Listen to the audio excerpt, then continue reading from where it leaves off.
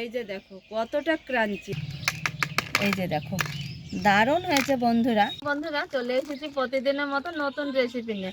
আপনারা দেখছেন গ্রামের মেরানো ইউটিউব চ্যানেল। আমার এই ছোট্ট চ্যানেলে তোমাদের অনেক স্বাগত জানিয়ে আজকে রেসিপি শুরু করছি বন্ধুরা। আজকের এত সুন্দর কাঁচা আলু দিয়ে দারুণ স্বাদের একটা রেসিপি শেয়ার করব তোমাদের সঙ্গে। চ্যানেলটা সাবস্ক্রাইব করে আমাদের সাথেই থাকো। চলো তাহলে রেসিপি ঝটপট শুরু করে দিই। যে রেসিপি বানাবো তার জন্য এখানে 3টে আলু নিয়েছি, আর আলুগুলো আগে আমি ছিলে নিয়েছি।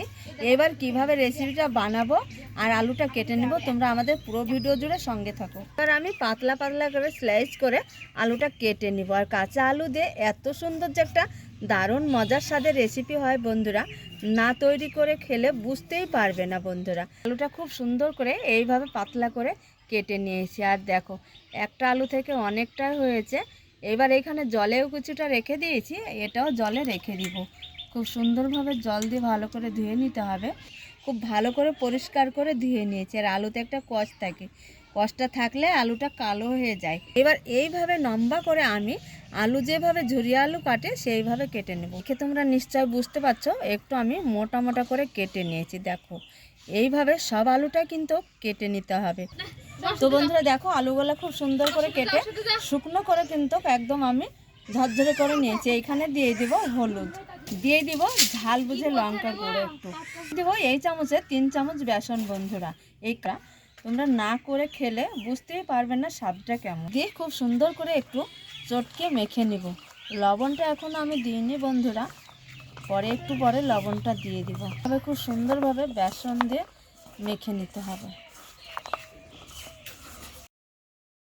লবণ দিচ্ছি, এই যে লবণ। তো বন্ধুরা এইখানে স্বাদ বুঝে লবণ দিয়ে দিব। তুমি হয়েছে। এবার বন্ধুরা লবণ তো দিয়েছি, এবার খুব সুন্দর করে চটকে লবণ দেওয়ার পর মেখে নিব। লবণ দেওয়ার পর একটু জল হবে আলু থেকে মেখে নিয়েছি। আর এই যে এইভাবে জিনিসটা আমি তেলের কাছে চলে যাব একদম সরাসরি। এই যে আলুটা আমি মেখে নিয়েছি, গরম তেলে এইভাবে একটু একটু করে দিয়ে দিব।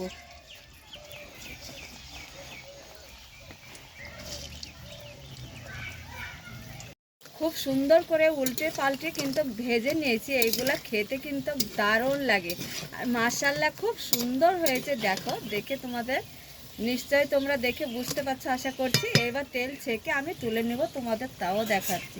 সময় হাতে নিয়ে এটা ধীরে সুস্থে চুলার আঁচটা মিডিয়ামভাবে জাল দিতে হবে। আর একদম কড়মড়ে করে ভেজে নিতে হবে। থালাতে ফেলবো আর কি একবার একটা শব্দ হবে।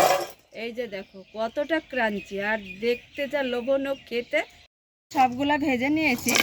আর কি দেখো একবারে ক্রাঞ্চি আর খেতে খুব একবারে কুড়মুড়ে হয়, মচমচে বন্ধুরা।